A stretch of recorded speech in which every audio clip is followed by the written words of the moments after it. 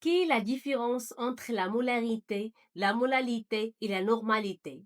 Bonjour, dans cette vidéo, je vais t'expliquer la différence entre trois grandes notions de la chimie, molalité, molarité et normalité.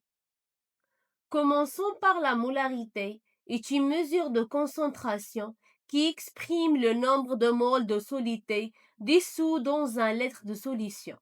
Dans l'unité et le mol par litre, on la représente par le symbole N. Sa formule est simple, N égale nombre de moles de soluté sur le volume de solution. Par exemple, si vous dissolvez 2 moles de sel dans un litre de solvant, quelle sera donc la molarité de cette solution? Par application de la formule de la molarité, suivie d'une application numérique, on trouve que la molarité est égale à 2 moles par litre, noté 2N. Passons maintenant à la normalité, est une mesure de concentration qui prend en compte le pouvoir réactif de soluté. Il est défini comme le nombre d'équivalents grammes de soluté par litre de solution. Dans l'unité et le mol d'équivalent par litre, on la représente par le symbole N. Sa formule U, normalité, est égale équivalent gramme sur le volume de solution. C'est quoi l'équivalent gramme? C'est le nombre de moles de soluté fois le facteur d'équivalent. Et c'est quoi le facteur d'équivalent? C'est le nombre d'unités actives que molécule N néon pour libérer ou capter dans une réaction chimique. Voici trois exemples pour mieux comprendre le facteur d'équivalent. Pour un acide, le facteur d'équivalent est le nombre d'ions H+ qu'il peut libérer. L'exemple d'un acide sulfurique qui peut libérer 2 ions H+, donc le facteur d'équivalent est égal à 2. Pour une base, le facteur d'équivalent, c'est le nombre d'ions OH- qu'il peut fournir. L'exemple d'un hydroxyde de sodium qui libère un seul ion OH-, donc le facteur d'équivalent est égal à 1. Pour une réaction redox, le facteur d'équivalent est le nombre d'électrons échangés. L'exemple de permanganate de potassium qui accepte 5 électrons dans une réaction redox. Donc, le facteur d'équivalent est égal à 5.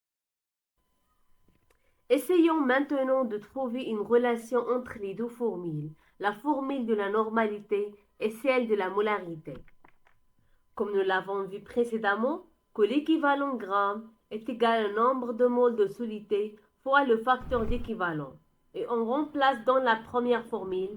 Finalement, on trouve que la normalité est égale à molarité fois le facteur d'équivalent.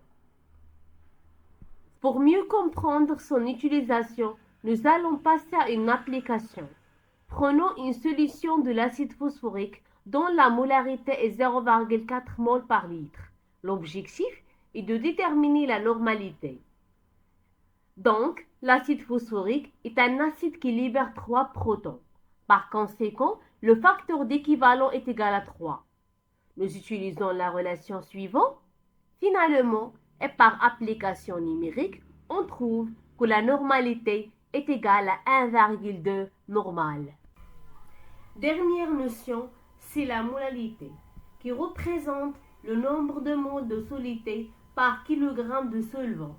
Dans l'unité et le mol par kilogramme, on la représente par petit n. Sa formule est molalité égale nombre de moles de soluté sur la masse du solvant. Pour un exemple de calcul de la molalité, préparez une solution de glucose en mélangeant 50 g de glucose dans 300 g de l'eau. La résolution de ce problème se fait en deux étapes. Premièrement, on va calculer le nombre de moles de soluté qui est égal à la masse de glucose sur la masse molaire de glucose. Deuxièmement, l'application de la formule de la molalité. Donc, par application numérique, la molalité est égale à 1 mol par kilogramme. J'espère t'avoir aidé pour mieux comprendre ces notions. Bon courage et à bientôt.